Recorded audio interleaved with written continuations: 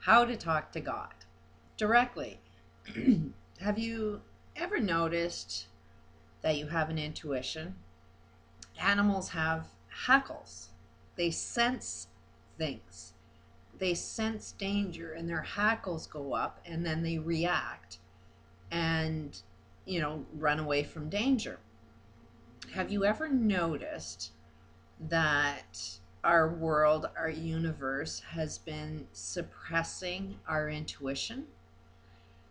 You have more senses than you realize. You communicate in more ways than you realize.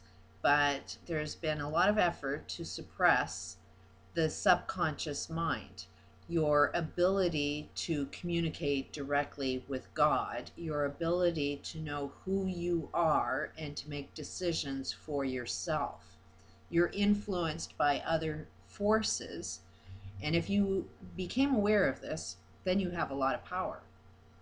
Now, learn how you communicate. You send and receive information from your eyes, from your nose, you breathe and smell, from tasting, talking, and from your ears, hearing and listening, and touching is another sense. But you have an intuition. You have a voice that says, this is right and this is wrong. And the corporate world does not want you to listen to your intuition, because your intuition would say, if I do this, it will be bad for my health. And if you followed your intuition, you wouldn't go to work and be a slave for somebody else, because your intuition is telling you, hey, something's wrong here. They want you to pay attention to what they want to tell you, what they want to teach you, where they want to guide you.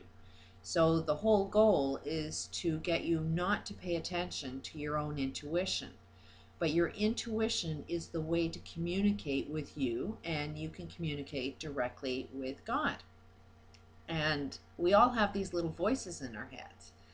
And we all have this knowing inside our head. And for the most part, I really believe this is true for everybody else, that you have this voice inside your head that says, no, this is who I am. But you doubt it. And if you said this out loud, you know people will say, well, you're kind of crazy. So you suppress it, you ignore it. But that voice is something that you should be listening to. That voice that says you're kind of special, or this is what you're meant to do. That's what you're supposed to be listening to. But the corporate world is fighting that. It does not want you to listen to that. Otherwise, you wouldn't be under their control. So listen more to your intuition, and how to access true intuition.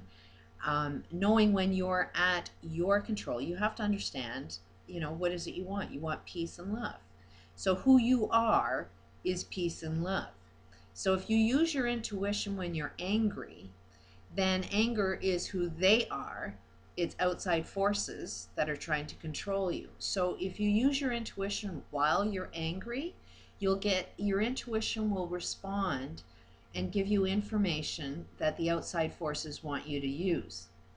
So the key is to have yourself in a state of love and peace. You really have to calm down. That's where meditation helps. I personally can't meditate. My thoughts just can't shut off. I still have a ways to go. But what I find calming is deep breathing. Very, very deep breathing for very, very long periods of time. Um, just because of the medical conditions that were said to be uncurable, um, they were a frequency that was running and speeding so fast that I ended up turning into what others wanted me to, and I needed to calm that down. So a lot of really hot baths, a lot of relaxation, a lot of calming down, a lot of deep breathing, and really, really feeling the sensation of love inside yourself. And then start asking questions and listening to your intuition. What does the voice in what is the question that you're asking? That's key. It's not so much the answers that are important, it's how you ask questions. You can say, well, why does this always happen to me? And might come back, well, because you're stupid. You know, ask more controlling questions like, how can I gain control of this? How can I stop this? What is it I'm supposed to do next? Really watch the types of questions you ask to your intuition, or asking to God, or your God experience of you. You are an aspect of God if you're God's children. And you can tap into that by asking, questions in the proper state of mind and listening to your intuition and believe in it. And you can start communicating with other people through intuition. And like if you're having a conversation with somebody, their words will say one thing, but if you use this intuition and say, well, what does this person really want?